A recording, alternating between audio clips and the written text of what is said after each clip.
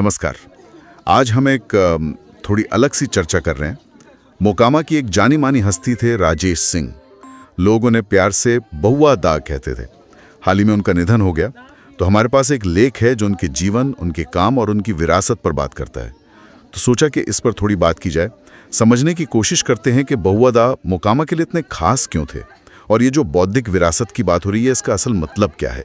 जी, लेख की शुरुआत उनके निधन की खबर से ही होती है। पता चलता है कि वो काफी समय से बीमार थे और मुंबई के एक अस्पताल में उनका देहांत हुआ। हाँ, और लेख ये भी बताता है कि जब उनका पार्थिव शरीर उनके पैतृक निवास मतलब मोकामा लाया गया तो अंतिम दर्शन के लिए बहुत भारी भीड़ उमड़ी थी। बिल्कुल, ये अहम बात है। और फिर गंगा तट पर जब अंतिम संस्कार हुआ तब भी सैकड़ों लोग मौजूद थे, जिन्हें ललन सिंह भी कहते हैं।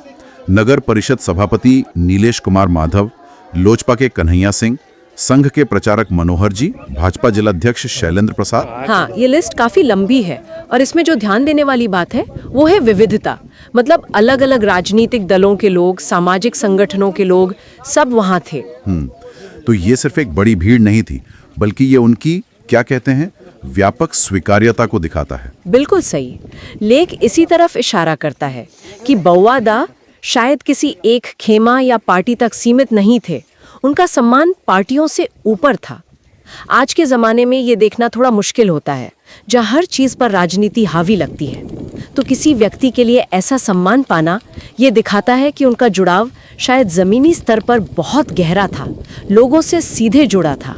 हाँ, और लेख में उनके व्यक्तित्व के बारे में भी लिखा है।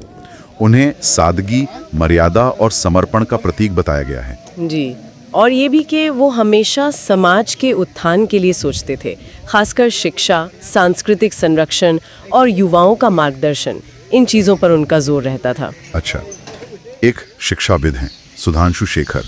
उन्होंने उन्हें विरासत का प्रहरी कहा है। ये बड़ा शब्द है, प्रहरी मतलब गार्ड। हाँ, ये शब्द सोचने पर मजबूर करता है। लेख सीधे सीधे तो नहीं बताता कि किस खास विरासत की बात हो रही है, लेकिन इशारे शिक्षा और संस्कृति की तरफ ही हैं। जैसा मैंने कहा, शिक्षा और युवाओं का मार्गदर्शन उनके काम का एक बड़ा हिस्सा था। तो शायद ये ज्ञान की, विचारों की विरासत की, जिसे वो बचाना और आगे बढ़ाना चाहते थे मोकामा के संदर्भ में। और उनके काम का एक और पहलू था जो काफी दिलचस्प है, उनका लेखन। जी बिल्कुल। खास तौर पर पूर्व प्रधानमंत्री अटल बिहारी वाजपेयी पर उनकी एक किताब का जिक्र है। लेखक कहता है कि ये किताब कई सालों तक राजनीतिक हलकों में काफी पढ़ी गई। हाँ, ये बात महत्वपूर्ण है। एक स्थानीय हस्ती की लिखी किताब का राष्ट्रीय स्तर पर, वो भी राजनीतिक गलियारों में चर्चा में रहना और पढ़ा जाना, ये उनके बौद्धिक स्तर को दिखाता है। बिल्कुल, और सिर्फ चर्चा ही नहीं, तत्कालीन भाजपा अध्यक्ष राजनाथ सिंह जी, उन्होंने भी इस किताब की प्रशंसा की थी। जी, लेख में उनका एक बयान भी है।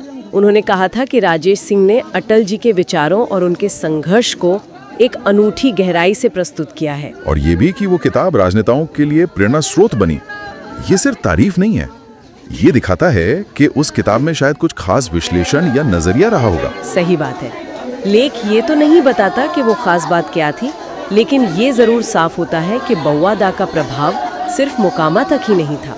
उनके विचारों का, उनके विश्लेषण का वजन राष्ट्रीय स्तर पर भी महसूस किया गया। अच्छा, उनके जाने पर मोकामा नगर परिषद के सभापति नीलेश कुमार का बयान भी अहम है। हाँ, उन्होंने कहा कि राजेश दा ने हमेशा समाज को खुद से ऊपर रखा। और ये बात भी कही कि उनका सपना था कि मोकामा को ज्ञान का केंद्र बनाया जाए। ये ज्ञान का केंद्र वाली बात उनकी विरासत के प्रहरी वाली छवि से जुड़ती है ना? बिल्कुल जुड़ती है। और नीलेश कुमार ने ये संकल्प भी लिया है कि वो उनके इस सपने को, उनके काम को आगे बढ़ाएंगे। तो ये दिखाता है कि बहुआ दा सिर्फ एक व्यक्ति नहीं थे, बल्कि शायद मोकामा के लिए एक विचार, एक मिशन की तरह बन गए थे। हाँ, उनका जाना यकीनन एक बड़ी क्षति है, एक शून्य छोड़ गया है।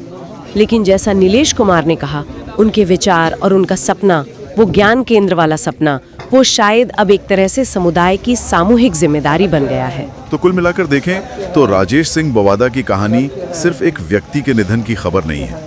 ये कहानी है जमीनी जुड़ाव की, सादगी की, और कैसे शिक्षा और संस्कृति के लिए समर्पण आपको दलगत राजनीति से ऊपर उठा सकता है। सही कहा।